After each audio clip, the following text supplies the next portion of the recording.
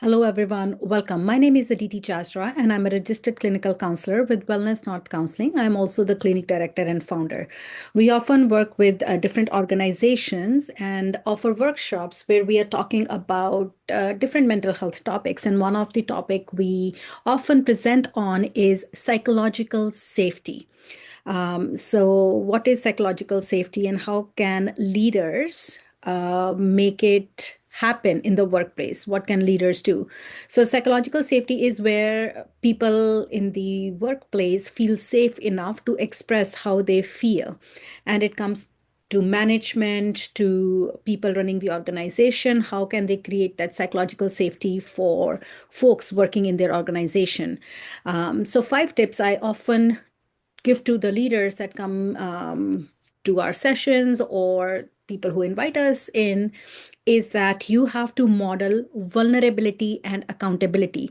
So, as a leader, you have to tell your team that it's okay to not have all the answers. So, yes, you're the leader, you're supposed to know a lot of things, but you might not know everything.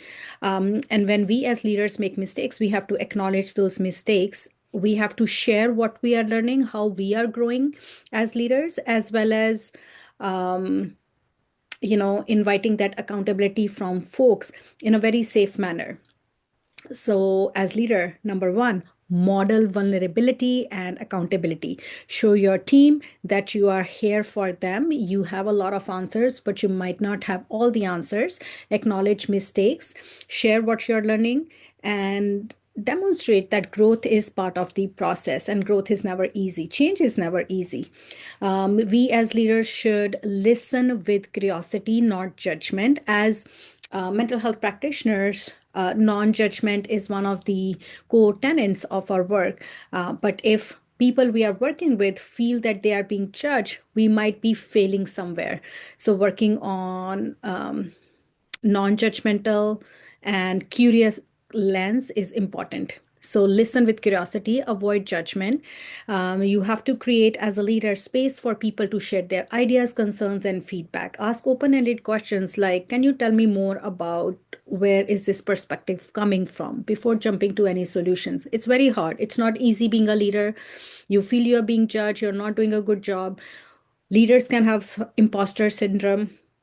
So giving a lot of grace to ourselves, humility, gratitude, those are important traits that leaders should often possess. And when you're trying to build that psychological safety for your team, you have to listen with curiosity, not judgment, a little bit more inquisitiveness. Tell me more. Encouraging respectful disagreement. People will not get along, people will have arguments, and healthy teams don't always agree, right? There is a perception everyone is getting along, but they might be pretending that they get along. They can have very personal biases, personal perspectives on other people. They are allowed to judge, but we as leaders should avoid the judgment piece. And that's where you invite dialogue. That's where we invite different viewpoints and make it clear that challenging ideas is welcome when done respectfully. We often say, it's not what you say, it's how you say it. So, encouraging respectful disagreement, inviting conversation is important to maintain that psychological safety. Number four, we want to respond to mistakes as learning opportunities. We want to avoid blame focused reactions. But again, we are human beings, we will make mistakes. So, respond to mistakes as learning opportunities. Explore what happened rather than putting blame on someone, and what can be improved, where can processes be improved, and how can team move forward successfully. And number five, last but not least, build trust through consistency and follow through. So psychological safety grows when leaders are predictable, they are fair, and they are aligned between what they say and what they do. So following up on concerns, so you take the feedback, people share their concerns, then show them how you are making changes, how you are taking their input, and what is being done about that input. Example of that might be, you shared your workload distribution has been challenging. We reviewed the assignment and we are making adjustments. You said that you're burning out, so we are hiring someone else in the role as well along with you, or we are redistributing the team, something along those lines. So psychological safety is built through everyday interaction, guys. How leaders respond when people speak up, how they acknowledge their own mistakes, how they ask for help from others, delegation, um, and also acknowledging different perspectives and finding a common path forward for success of the organization. So just to give you a couple of examples, for example, when folks talk about vulnerability and accountability, instead of who made this mistake, things can be like, I noticed this didn't go as planned. Let's look at what happened and what we can learn from it. And the leader might also say that I should have been more clear about the deadline.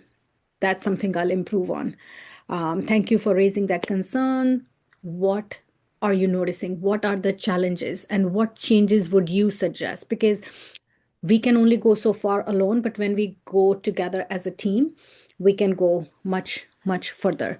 Respectful agreement can look like, I'd like to hear different viewpoints. Let's analyze the risk and what concerns should we bear in mind? What concerns should we acknowledge? Instead of saying, why didn't you finish this? Why did we miss this deadline? What barriers got in the way? What support and resources can we put in place? How do we prevent this from happening next time? I hope, guys, that these viewpoints, how to invite psychological safety in workplace, make sense. I'm open to conversation. If you want to reach out to our team, please do so. You can leave me a comment. You can share it with a colleague. Our number here is 604-200-4247, 604-200-4247. This is Aditi Jasra, registered clinical counselor, mental health advocate, and clinic director and founder of Wellness North Counseling and anchored in resilience. Thank you so much. Talk soon, guys.